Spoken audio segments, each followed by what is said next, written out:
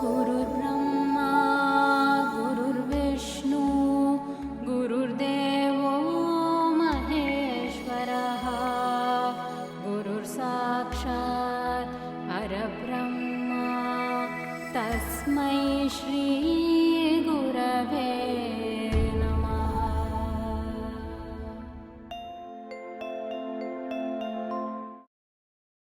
Good morning.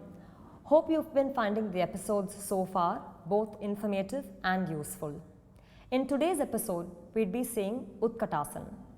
Utkatasana means both intense and powerful.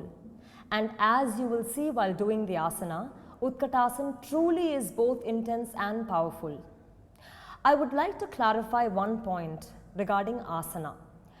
In the Ashtanga Yoga format presented by Sri Patanjali, asana and pranayama are one or are two of the 8 limbs in Ashtanga Yoga, which means asana is not just a posture. It is a method of creating self-awareness. Our immediate accessories by which we could raise our awareness and observation is our body. It is the most important tool, our temple. In an asana, we have to make sure that we are inviting every fragment, every part of the body to participate in an asana so that it culminates into yoga, and that is a very important essence. Also, I'd like to emphasize that we are ordering the episodes in such a way that the preceding as well as succeeding episode are aligned in such a way that they deliver a meaningful sequence. So it's not a random order of episodes or asanas. Each preceding and succeeding episodes contributes towards building a firm practice. Now we will go ahead and see Utkatasana. The previous episode was Tadasana, in which we did both Vimanasana and Urdhva-hastasana. Both of these will be used to perform Utkatasana.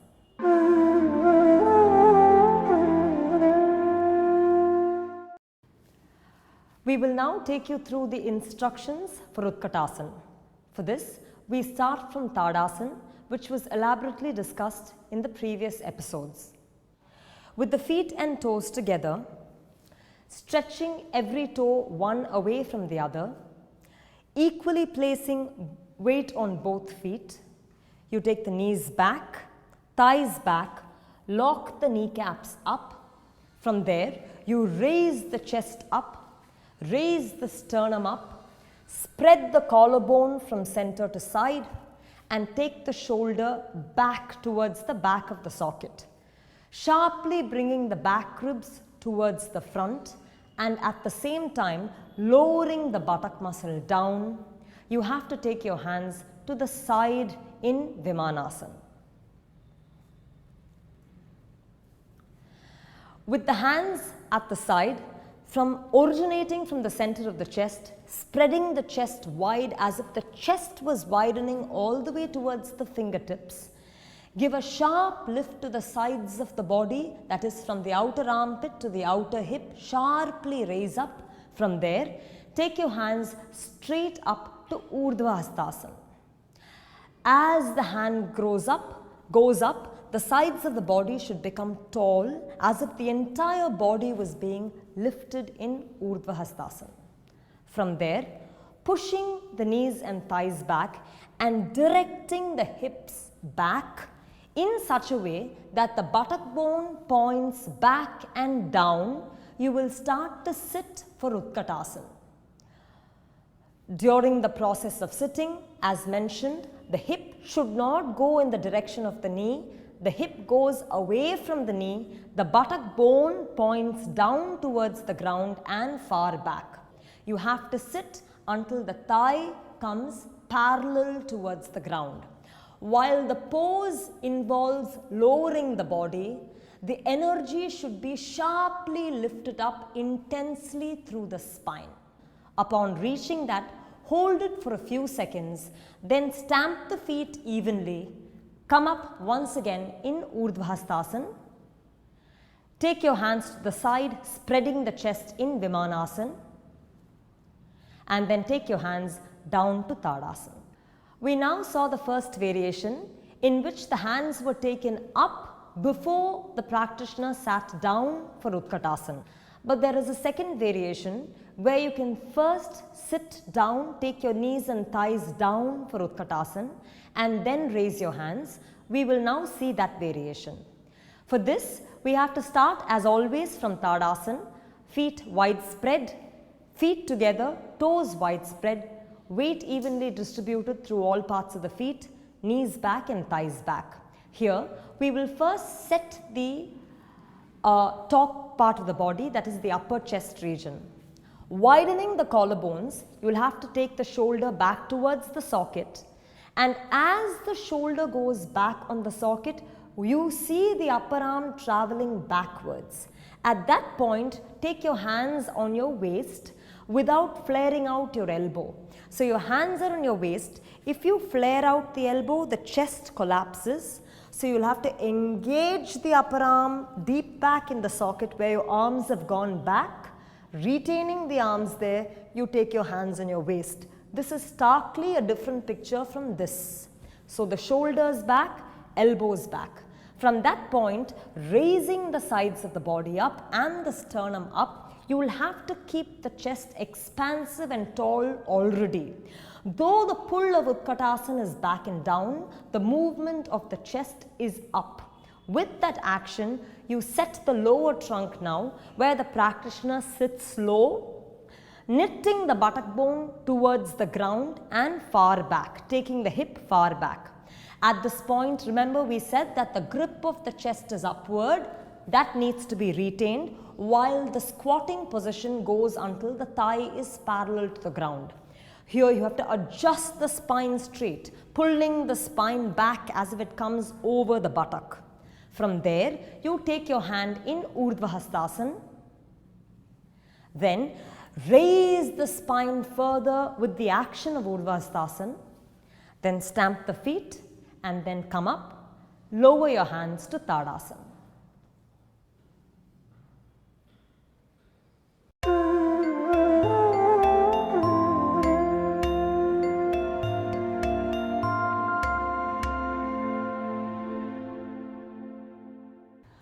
I would now like to invite your attention to some pivotal actions that we've already discussed.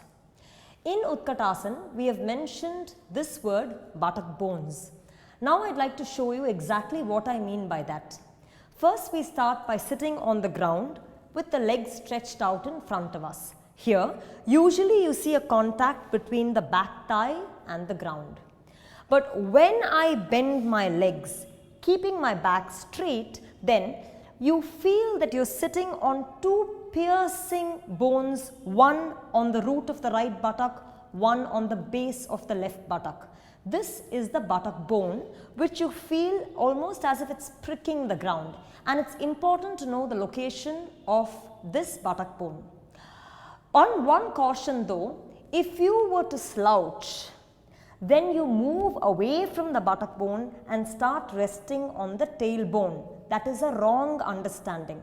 So we'll have to make sure that you're pulling the back ribs in, and at that point you land on what you need to sit on, the sits bone or the buttock bone. We will now discuss the movement of the shoulder. Always, when a practitioner or a person stands, you have the shoulder always falling towards the front of the socket. And as you can see, this, when it falls on the front of the socket, results in a mild slouch. This has to be reversed. This shoulder bone or the upper arm bone has to be housed deep back within the socket. It has to move far away from the breast. That pulls the back ribs in and makes the spine tall. So the shoulder should transition deep back in the socket. We've mentioned that the arms should be lifted up in Urdhva Hastasana. When you're lifting the arms in Urdhva Hastasana with an attempt to lift the whole spine, make the whole spine tall and erect, it's common that a person lifts the arm out of the socket in a way that the arm chokes the throat. This action is a wrong action. Instead, when you lift the arm, when you take the arm up, the arm that has a tendency to go out of the socket should be descended sharply in the socket while maintaining the lift of the spine. So again, this action is a wrong action where the throat is choked. This action where the upper arm is descended into the socket with the chest raised is the right action. Now we'll move to the lower trunk, that is the thighs. When we sit for Utkatasana, a person tries to a beginner tries to lower from the knee, where the knee goes ahead of the toe, This knee is a highly stressed knee when it goes in front of the toe. The knee should always be driven back away from the toe in the direction of the thigh. Again, this is wrong action. When you sit and drive the knee back, thigh back towards the hip, that is the right action. So the latter action where the thigh moves back towards the hip, where the knee is pulled away from the toe, is the right action to go with. Finally, the movement of the spine. When we lower our trunk, usually the spine tends to fall this way. This is a dropped spine when the spine falls. Instead, you should mark a length for the sternum, and as you go down, the lift of the sternum must be retained. It shouldn't be compromised like that. Keeping the chest lifted, you should strike Utkatasana. There is then the action of the buttock muscle, and this is an important action to note. The buttock muscle, as in this is the entire gluteal muscle, and at the origin of the buttock, where the buttock starts, that point should be noted. Usually when a person goes into Utkatasana or any standing pose for that matter, there is a tendency to push the spine lower back forward, because of which this buttock muscle raises up. This causes tremendous strain in the lower back. That should not happen. This buttock muscle should move down. And when this buttock muscle moves down, as you can see, the abdomen naturally moves towards the spine. Again, this is the wrong action where the buttock is lifted and the lumbar is thrusted. This is the right action where the buttock is lowered and the abdomen naturally falls back. It is with this action that you need to go to Utkatasana. This would be the right action. This where the buttock pops back, lifts up, and the lumbar protrudes is a wrong action. Buttock down, abdomen going towards the spine.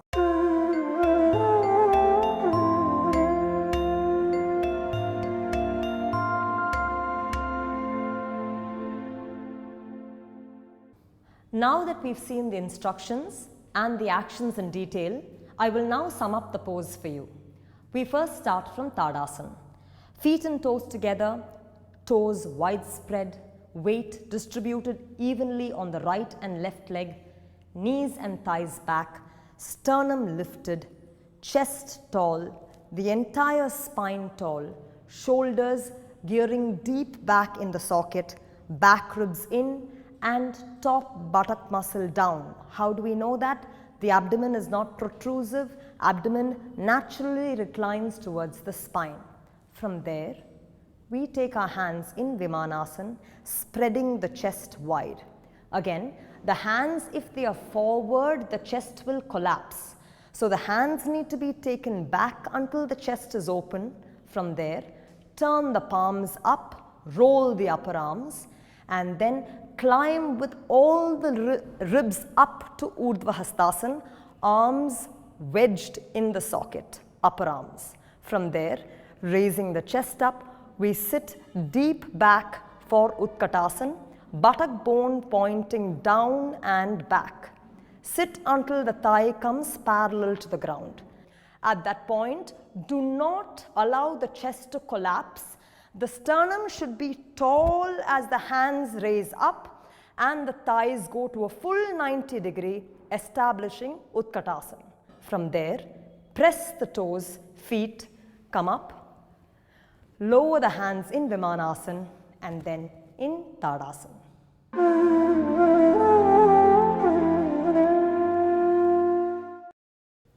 We will now show you how to address the problem of a strained lower back or a strained back in Utkatasana. You keep your hand on the waist and go down to Utkatasana with the chest spine lifted as well as the thighs back, buttock both back and down. Very often it so happens that while the buttock is being pushed and the chest is lifted, a strain is felt on the lower back. I will now show you this with the hands up in Urdhva Hastasana. As you can see, there is an entire arching lower back with the abdomen protruding forward. This puts immense pressure on the lower back. What you have to do is really cut this top buttock muscle down and pad the abdomen towards the spine. Now there's a transition, it's a lengthened spine, released spine, and this is the spine necessary for Utkatasana. Stamping the feet, we come back up to Urdhva Hastasana and then to Tadasana. Another approach to relieving lower back strain is by keeping the legs hip width apart. Take the hands on the waist. By hip width, I mean the portion, the line between the outer hip and outer ankle. When both feet are kept so wide such that the outer hip is in line with the outer ankle, that is hip width apart. You can go to Utkatasana with the legs apart because that again spreads the spinal muscles. But to make sure that during the process of Utkatasana you are not collapsing the knees inside, to make sure it's useful or helpful to keep a foam block or a soft block between your thighs, as we will show now. Taking a foam block, again this is not a heavy block, this is a light block which is wedged between the thigh right below the groin. Keeping the brick between the thigh, roll the thighs in. Just because you have a brick, there is an immediate spreading which reflects in the muscles of the lower back. It doesn't cramp, it spreads wide as well. With that, you can go to Utkatasana, holding the brick with your thighs and lowering. Nevertheless, you must keep in mind that the same action, taking your hands up to Urdhva Hastasana, the same action where the buttock muscle is lowered and the abdomen is taken in must be there with or without a block. Keeping a block, pressing the feet down, you come up once again in Urdhva Hastasana and lower your hands in Tadasana.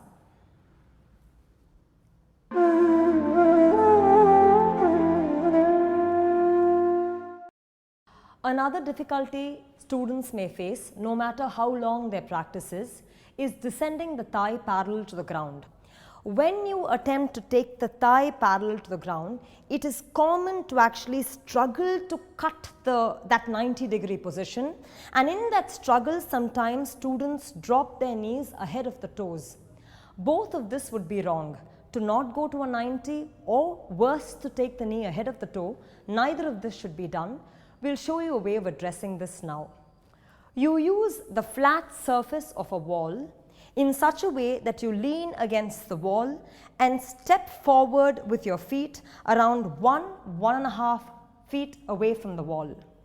With that distance, you extend your hand to Vimanasana and then take your hand to Urdhva Hastasana, palm facing forward, fingernails towards the wall. In this position, the back should not come off the wall like this. The back, lower back should be well placed against the wall, for which the buttock muscle should be moving down, back against the wall. Do not distance it away.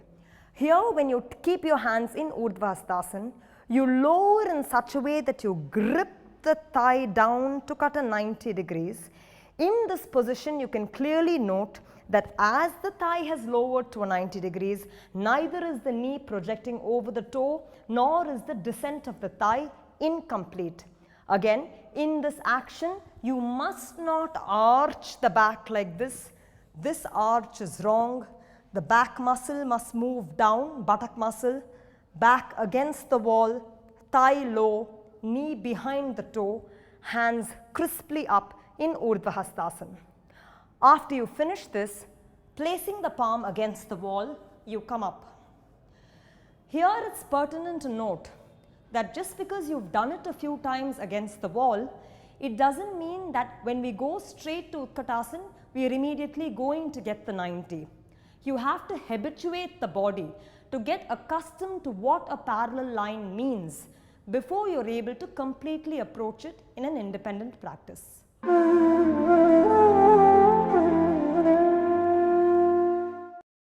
Another problem that a student may face is to keep the sternum lifted as you lower yourself in Utkatasana. This is definitely a challenge because while you move into Utkatasana, the direction in which your body or thigh is taken is downward and backward. Against this, the spine has to lift upward. For this, the spine has to be a very strong spine in order to be able to challenge, intensify that lift as you sit down. That may not be the case with a beginner, so I'll show you how to use the wall as a reference to make that happen. You stand with your leg around a foot and a half distance from the wall. After you do that, you keep your hand cup-shaped at chest level. Usually the hand should be as wide as the shoulder or slightly wider, but here I'm using a pillar which is narrower, but essentially keep the hand shoulder width apart, hand at chest level. What happens is when right now my sternum or the bone between the chest is parallel to the face of the wall. But when you move to Utkatasana, it starts to sink downward and then it starts to lose that parallel contact or the parallel reference with the wall. For that, you have to stand, create a grip with your fingertip, and this grip doesn't come from just the fingertip. Through the back ribs, through the lift of the sternum is that grip. So there is a connection here. Back ribs, lift of the sternum, grip. It's not an isolated or a dry grip. It has to be an organic grip. With that, as you move down to Utkatasana, you see, I'm trying to keep the sternum tall, as I move to Utkatasana. At this level, you can even straighten the arms to push your spine back. Push your spine back. Give that lift to the sternum. At this, you can see the face of the sternum, the face of the wall are one. From here you stand up and release. You're using the wall here not to help you or support you do the action, but you use the wall's parallel surface as a reference, using which you can accomplish that pose.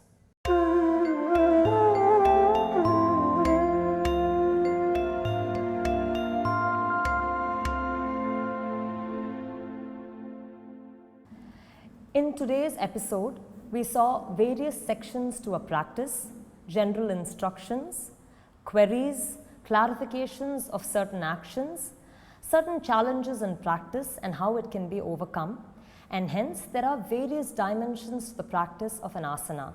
The asana itself is very nuanced and one has to concentrate, apply and do an asana mindfully.